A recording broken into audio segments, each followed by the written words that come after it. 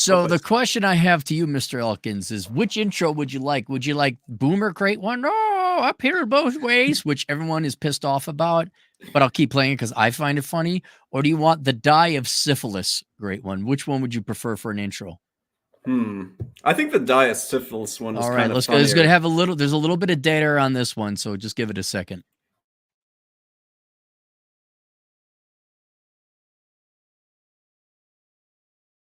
Wrapped up in my sleeping bag, looking out the window at Aaron's house as the sun is beginning to creep over the horizon.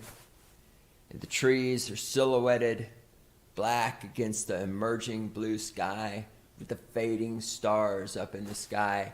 And I think to myself how much I hate Aaron because he's got it fucking made with this fantastic house of his, this nice little piece of property tucked away out in the backwoods of South Dakota. God, I fucking hate him. I hope he dies. I hope he dies of syphilis. You piece of shit. How cool is the Great One? Great One is so awesome. I mean, I listen to his podcast regularly. Apparently he's been very busy at work, so he hasn't been putting out a ton of them. I remember when he was fun. Like, we're going back 10 years ago now. I used to go hang out with him in Fort Collins. And he had the perfect life, man. He had like this small little one-bedroom apartment. He liked cats, but he didn't own any. But the neighborhood cats would come up and hang out with them. He worked about 20 to 30 hours a week. And then, have you ever been to Fort Collins? No, I've never been there. It's its own hamlet. Like, it's its own very walkable city. And so he would go hiking in the mountains that were no more than 5-6 miles away, at least the foothills. And then he just walked to the copious amounts of bars and restaurants and have himself a beer and drink some sailor strength gin. And then the disease happened and he works in the theater and then everything shut down. All of his employers went bankrupt except the city because they couldn't wait to wear an adult diaper around their face. Then he goes to South Dakota at my recommendation. He finds a job and in 1 year becomes executive vice president or whatever the hell his rank is now. And he has he's working 60 to 80 hours a week. I see him more when he literally lived 900 miles away than now when he's only like 25, 30 minutes away. Yeah, he still puts out the occasional podcast that I like to listen to when I'm lifting because he like curses so much that it just helps. You're like,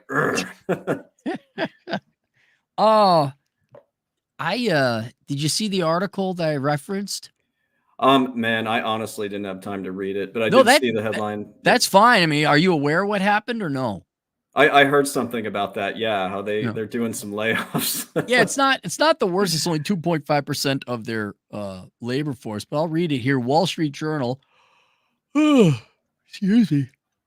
PricewaterhouseCoopers and Libran laying off 1,800 employees in the first formal cuts since 2009.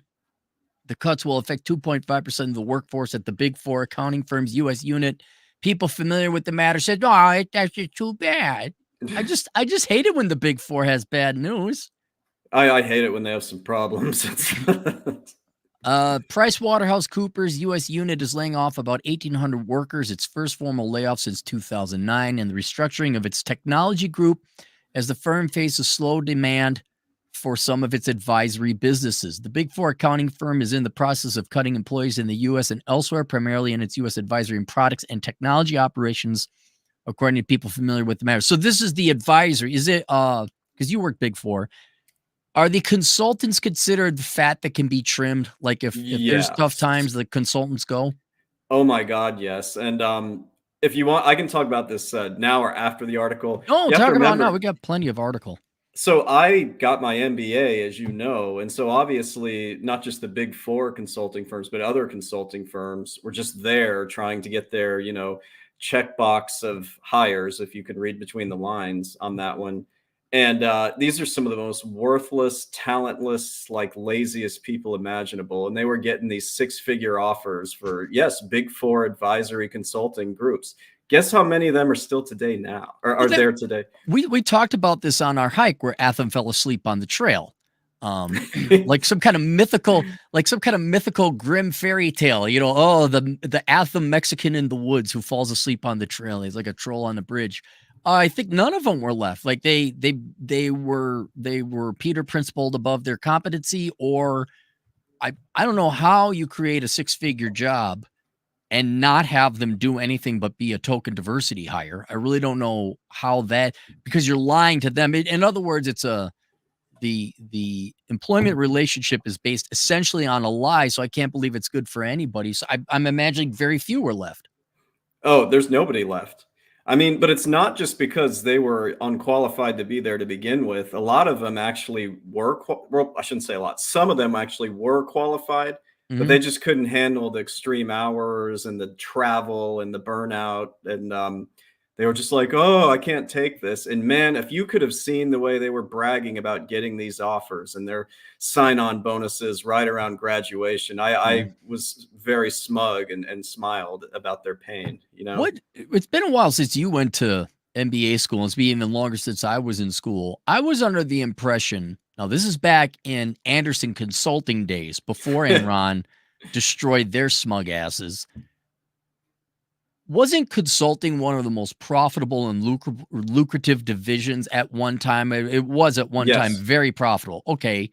So has the profitability of consulting gone downhill as, I don't know, America and people started realizing these consultants don't know jack shit? It wouldn't surprise me if that is what's going on. I mean, you like to bust on, getting your MBA degree, and I don't blame you one bit for that because having gone through that process, it does not really churn out all that impressive people upon graduation. But that's almost exclusively who these consulting firms would recruit. If not the top seven, the M7 MBA programs, some of the more fringe ones like the one I went to. And I just don't think, I think they're finally kind of figuring out what value add do most of these people bring to the table. Well, but it's not the employer. For example, back in the day when, they were making money hand over fist. The Yeah. idea of consultancies making your Bains, your McKinseys and all that, they would go and you were making lots of money. Yeah. I am wondering, in the 20 years since that time, or 10 since your day, the like every other industry in the United States, it's lost its veneer, and the internet, and I think just young people's intolerance for bullshit. I think we all got to peer behind the curtain Yeah. and find out the emperor has no clothes, and that there is no value in these consultants. Business management is very fucking simple. It's Yeah. common sense. You don't need an MBA, and you're charging $800, $1,000 per hour for what? For you to go talk to the rank and file employee, say, "What's your problems?" You consolidate into a PowerPoint, and then you put a cute girl in a skirt, and oh yeah, here's our consultant female who will give the presentation, and dipshit, horny, gray-haired MBA type dude bros who are the corporate executives and the other company, they'll pay for that. I think they're starting to realize it's not worth it. I got to imagine, and so now it's on the chopping block. Oh yeah. See, I got my MBA in the spring of 2011. So it really has been kind of a long time. Mhm. And back then it wasn't really like that. The bloom was sort of still on the rose, so to Yeah. speak.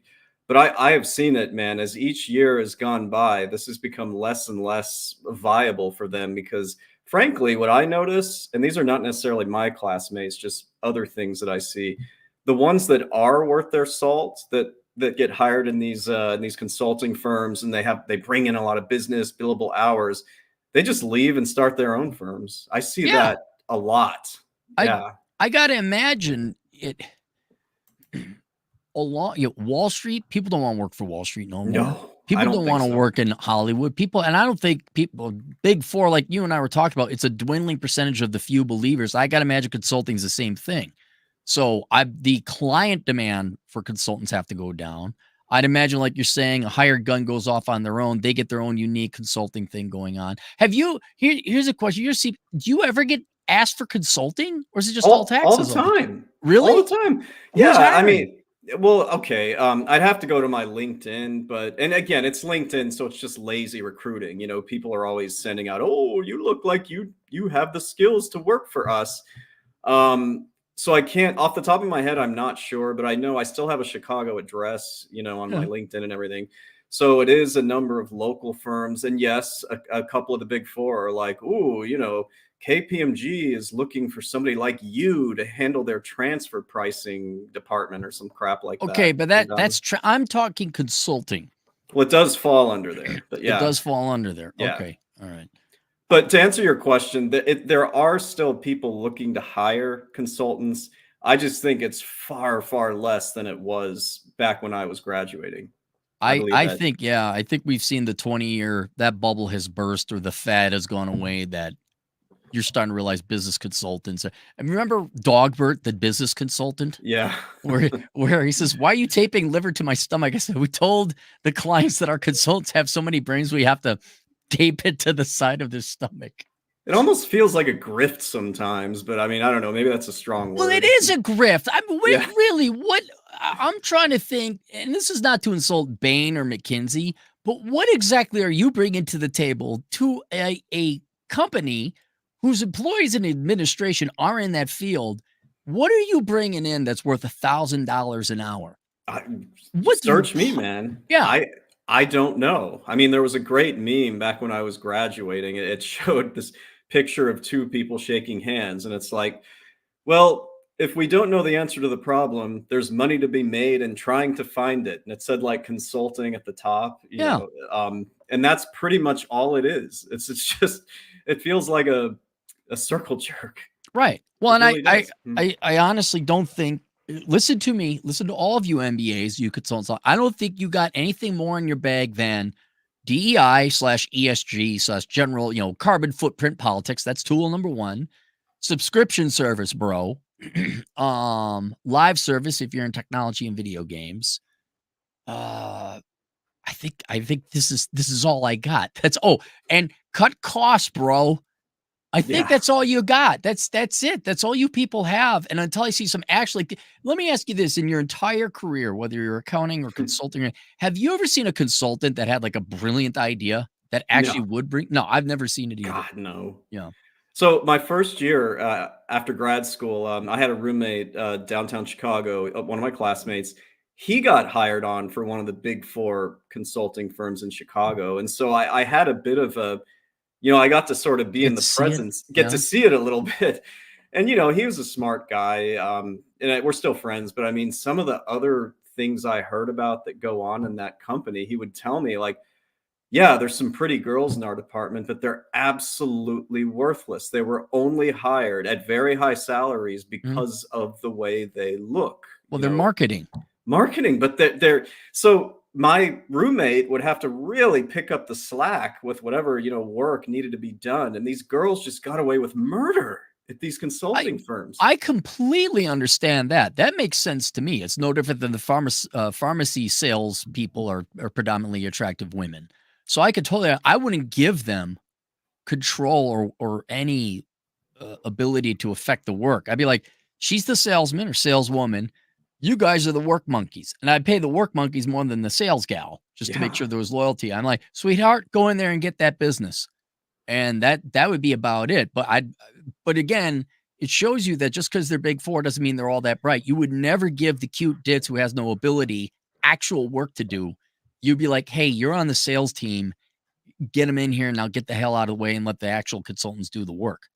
Right, and I'm not sitting here saying, women can't be good consultants. I'm just going by what he told me and then what I observed from our graduating class. Like some of these women that got hired, I'm just like, I did group work with that person and they were utterly worthless. Was she Utterly cute? worthless. Yes, that was But the there you only go. thing they brought to the table. That's There you it. go. That's it. Yeah. It. I.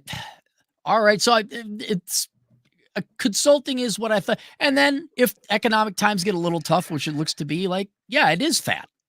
Oh, yeah. You do, yeah. So because everyone needs their taxes done, right? You need accounting done, but I Yeah. got to imagine consulting work dries up anyway during recessions. It does, and it should, because there were some lean years in between 2011 and going onward. Like these classmates of mine, the ones that were so smug, man, some of them got laid off after a year, maybe a year and a half. And it was like, well, you're not smiling now, are you? Because they were I so cocky about it. So cocky. and that's one thing we've said about all employers, but particularly the big four, you could get laid off anytime. Yeah. You just now, any employer in the United States, but certainly the big four. Don't hang your hat at the big four. Use Mm-mm. them and then get the fuck out. Ideally, just for a year. If you can do it for a couple of years, if you can hang on there, great. Don't be there for longer than 2 years. Yeah. Mm-mm. All right, so the article continues. The Big Four accounting firm is in the process of cutting employees in the U.S. and elsewhere, primarily its U.S. advisory and products and technology operation, according to people familiar with the matter. The cuts, about half of which are offshore, span employees ranging from associates to managing director and include business services, audit, and tax. So even the accountant, Oh, yeah, even you hmm. guys. That's odd. Must be Yeah. middle managers they're getting the boot, is my guess. But And tax. Chad, don't you know there is no shortage? They're laying everyone off, man. They're laying everybody off. I know. I think, look, if you're in tax and you need to get your taxes done and you can't find a CPA, you're going to learn like what kind of shortage there is. As far as like corporate, I don't know what to say about corporate because I'm hearing people say, well, I applied to, thousands of jobs and I can't get a call back. So I just don't even know, man. I can't imagine it's that bad. Okay, 2.5% is not that big of a that No. could just be regular cost cutting and keeping Yeah. the entity fit and trim. I all I want to point out is that yes, layoffs happen at the magical big four. Yeah. You're better off going off on your own. Yeah. And I haven't applied for jobs, and I'm not discounting or saying people's experience in applying for jobs they haven't got. I like the idea. You kind of insisted I put it in there, and I'm like, oh, okay, but you cannot be spurgy. No, you You can't. you you need to have. I don't necessarily say have to have a charming personality, but I'm wondering, did you send? I'll give you a perfect example. I got a email from a client, and it was just a wall of text. And I slammed on him for having no paragraphs in organization. And I said, for the love of God, it doesn't matter what you major in. I think he was looking at majoring in computer science. If you do not use fucking paragraphs, da, da, da, da, da.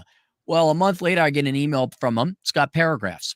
And he says, I used paragraphs in an email I sent to my professor. My professor emailed me back and said, you're the only person your age I know to use paragraphs, and thank you. Wow.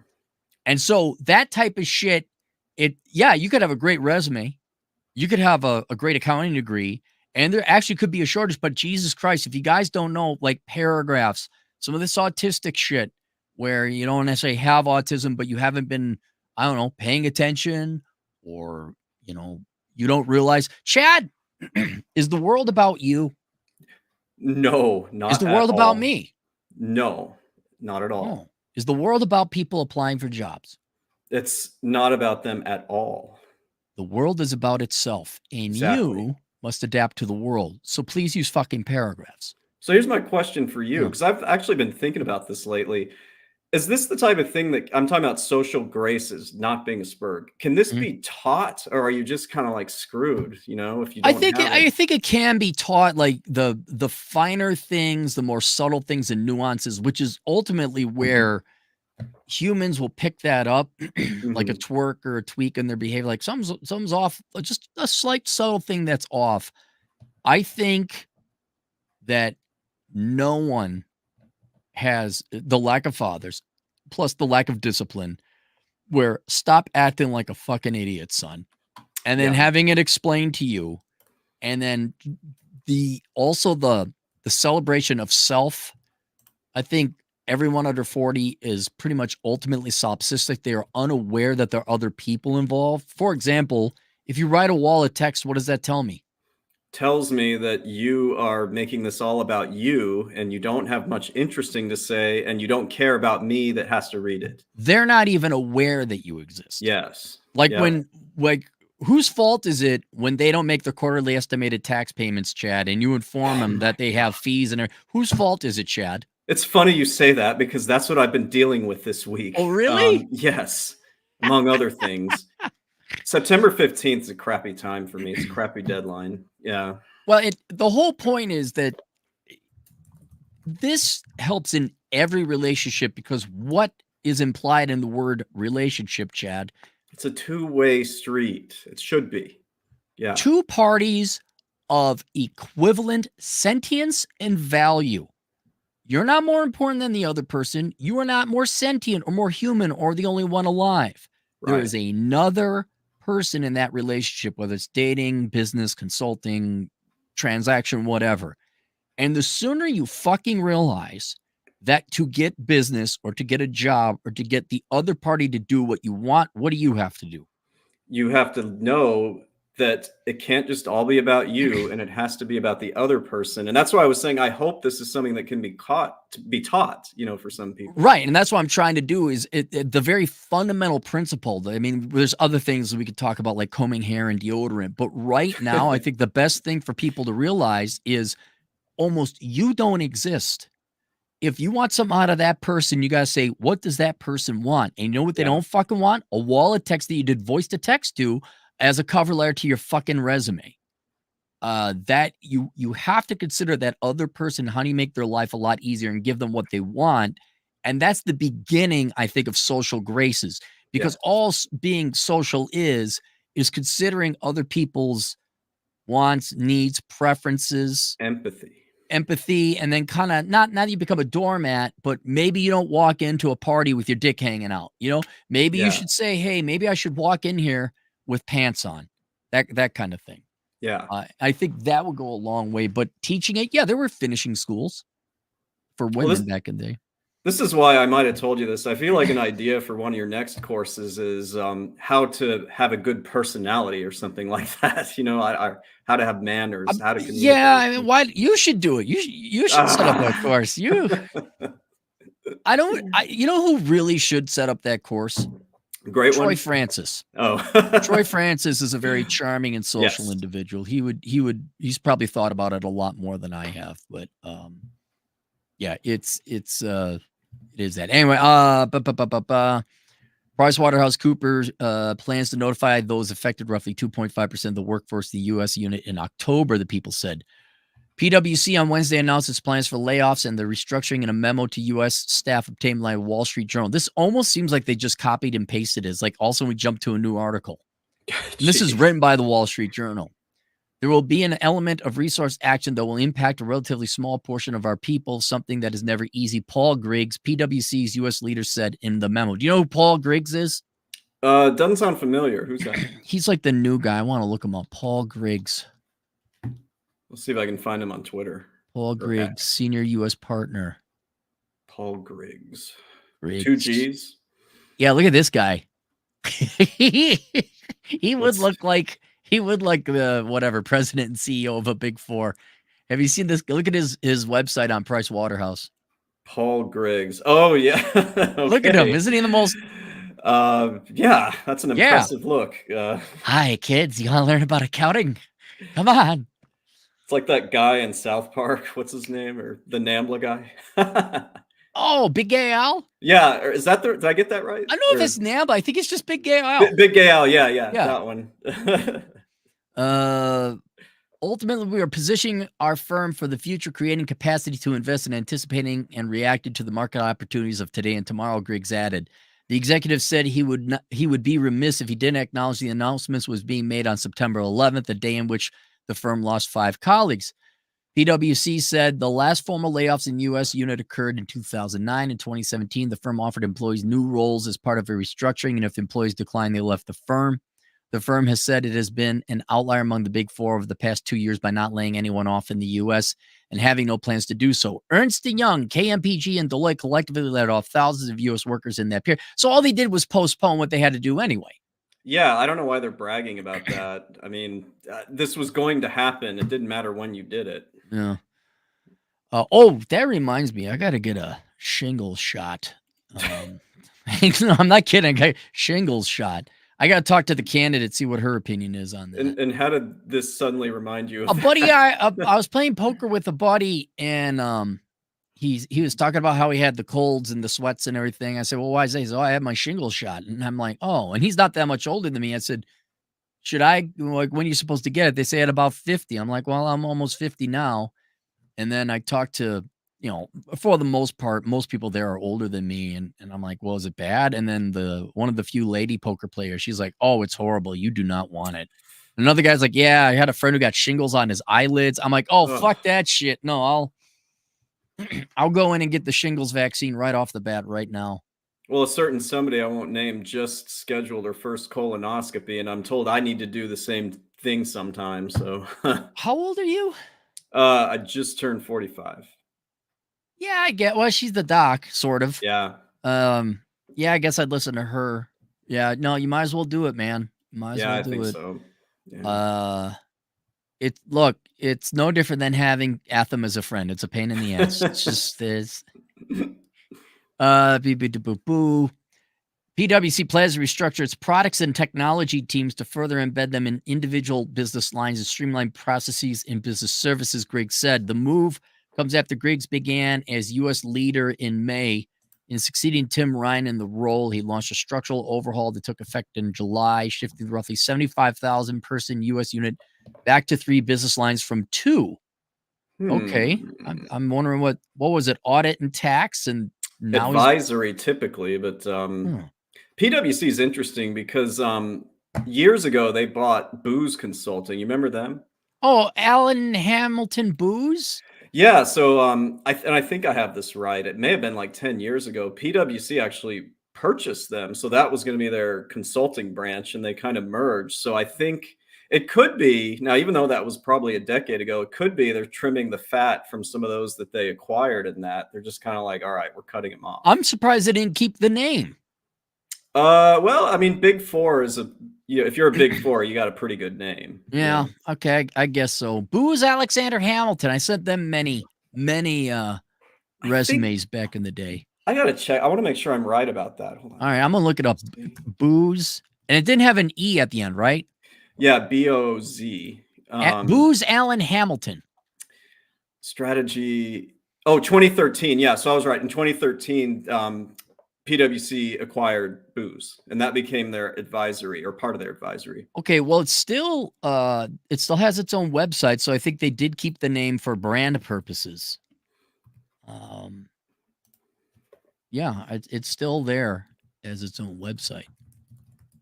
Aren't you kind of happy we dodged that? Like, what would happen if you were working in industry or some 80-hour-a-week corporate muckety muck? Like, oh my God.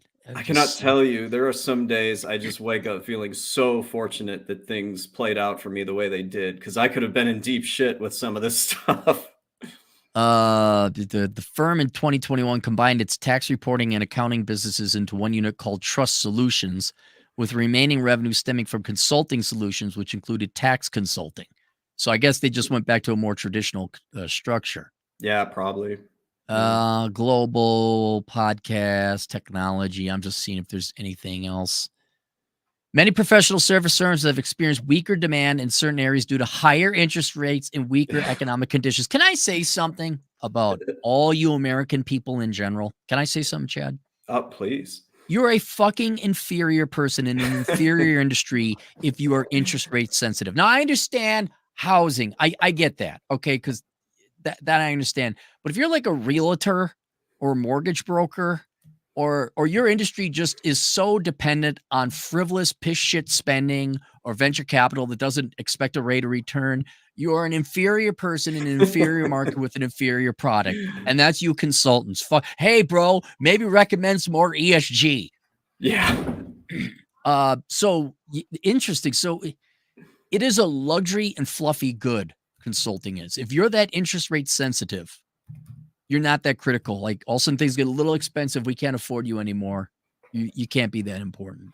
I was telling the candidate this because we talk about this, and she studies the economy, and we think like she is very recession proof, and I feel like I'm recession. You're very recession proof, right? I feel like that's when you've got it made in life. You don't have to worry about these ups and downs. I mean, I know I hear about automation, but I'm not worried about that either. Our dentist friends are recession proof. Yes, very much. I am not recession proof. I know that. I mean, okay, my profession is not recession proof.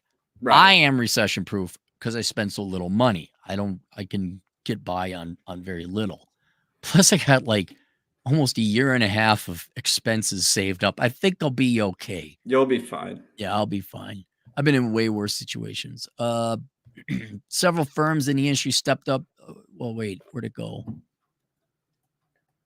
Areas due to higher interest rates and weaker economic conditions. Several firms in the industry stepped up hiring to address pandemic-fueled changes in their corporate clients, but attrition over the last couple of years has been lower than expected. The firms, some of which focus on individual performance as the basis for cuts, risk losing stature if they slash a sizable chunks of jobs at once. I look, if you can bill out, if the days are still here, you can bill out $1,000 an hour, go ahead and do it. But I don't think they're here anymore. I just think at some point all this money is going to run out, you know? It's Well, the interest rates it kind of has. yeah. And I think we've had our great experiment with DEI and political hiring and woke products, not woke politics, but woke products. And now you're starting to see companies like Ubisoft, Microsoft, and even Disney. People who want to make money are like, "Hey, this isn't sustainable." I think the days of frivolous spending are kind of over. There will always be future economies or environments where there will be another bubble. They'll piss away. Do you remember the .com days? Were you I was in school, but I have an appreciation for it. Yeah.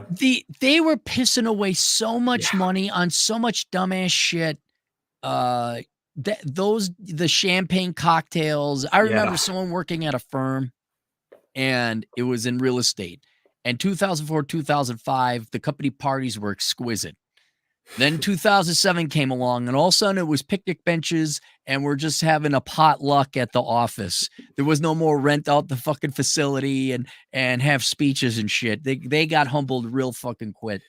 And I Quick think the same story. thing here. Well, a similar story. So I graduated from my undergrad in 2002, meaning I kind of started school, 98, 99, whatever.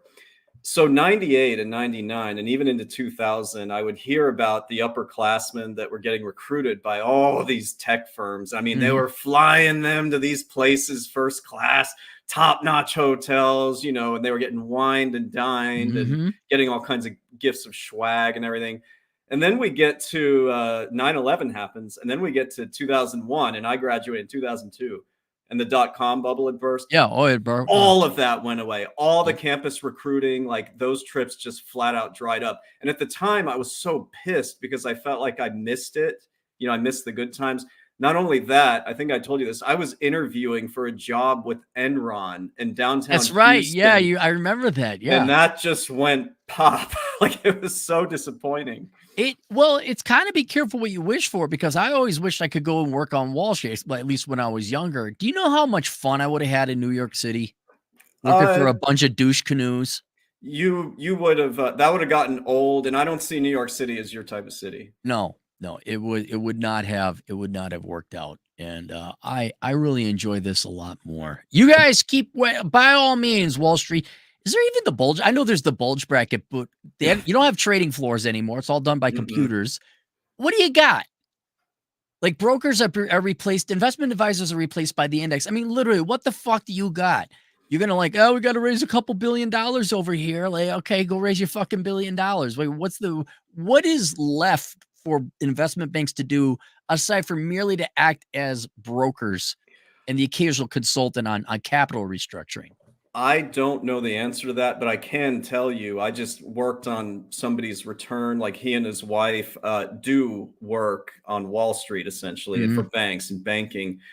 I don't know what's going on, but they're still making a shit ton of money, both of them. Okay. So they're making some kind of money, but I don't know what. Yeah, I don't know, and maybe it's just holdover what, but I'm trying to figure out exactly what do you deliver that's of such impressive value. I mean, you close a multi-billion-dollar deal, okay, I get it. You get a commission and a cut, and some salaries can be high, but I just the bread and butter of financial services, the finance industry as a whole, I'm kind of like, what the fuck are you guys even doing here anymore?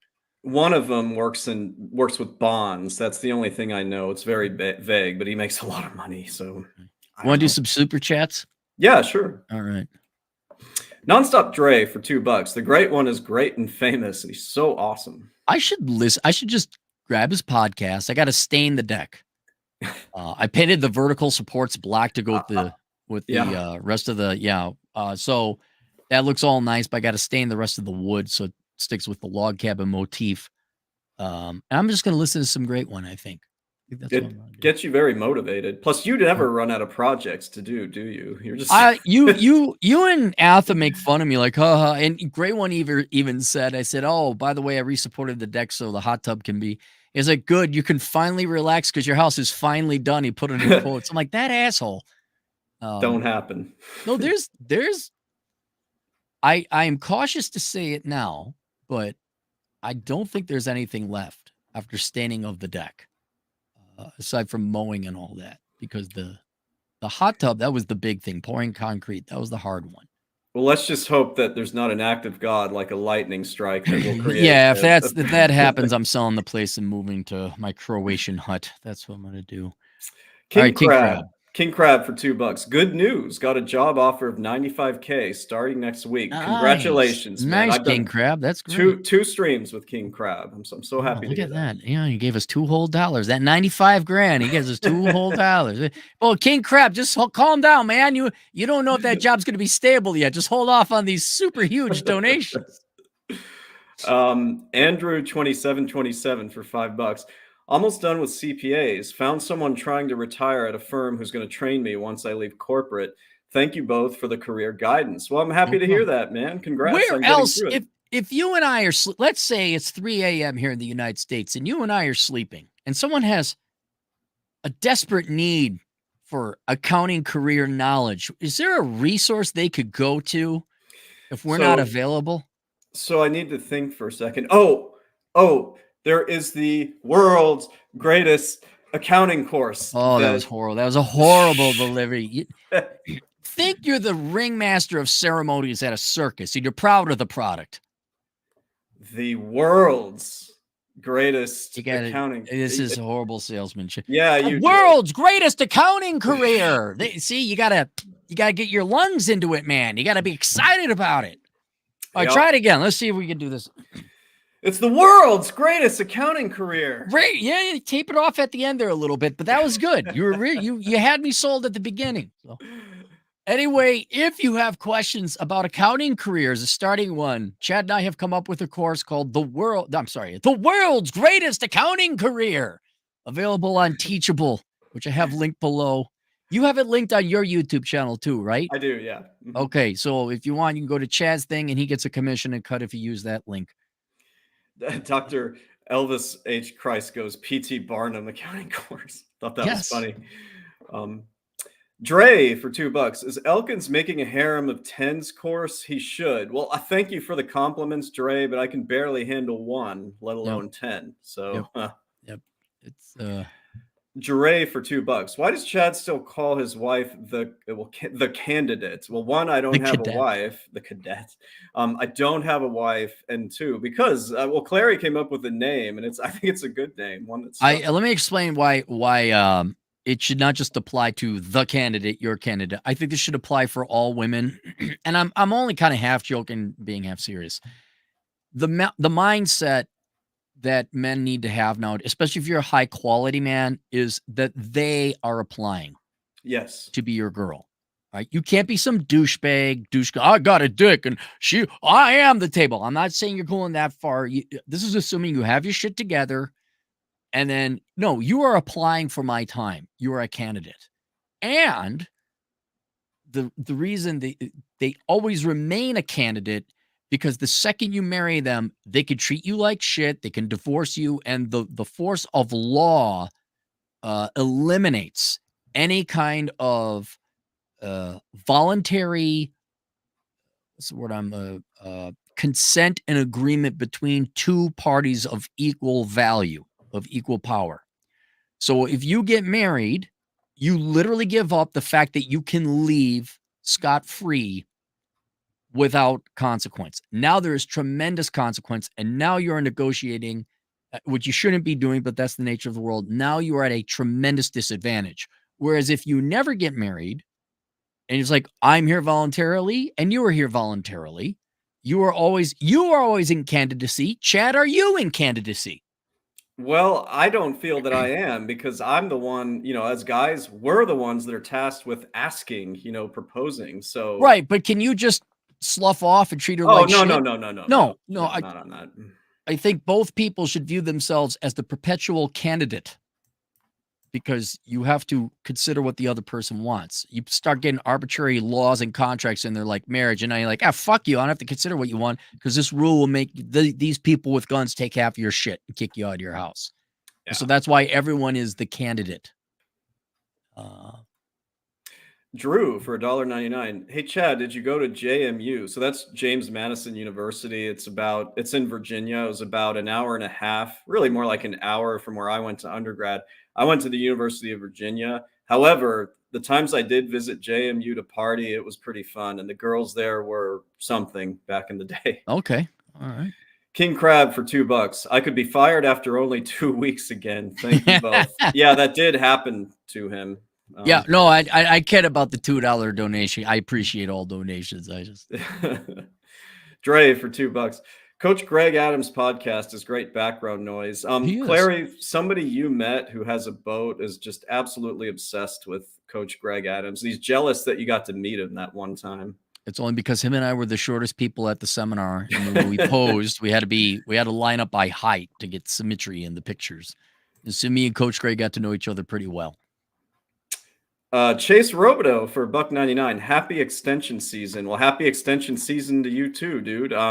If there's time, I'm going to do a sort of a debriefing on how this last week went for me when I get home next week. So we'll see. When is that when you're going to start up your podcast again? Because you've probably been next week. Awfully skimmed. Yeah. We look forward to the great one and the Elkins Accounting Hour, and both of you have denied everyone your geniuses, but it's kind of sad and lonely here listening to nothing.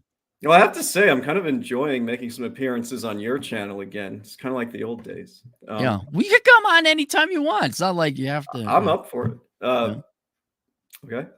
I gotta get Jack on. Dre for you should. Yeah. Dre for $2. Taliban banned women from speaking in public.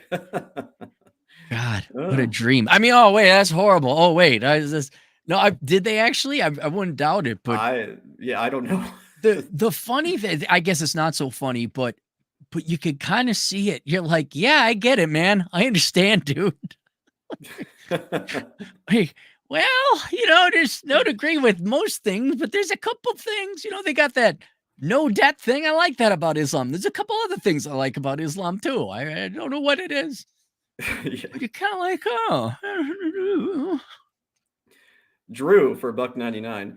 JMU means just miss UVA. Like that was the old joke that you would say that. I think it's a little bit harsh because there's some smart people that went there. It was probably more fun for them than it was for me.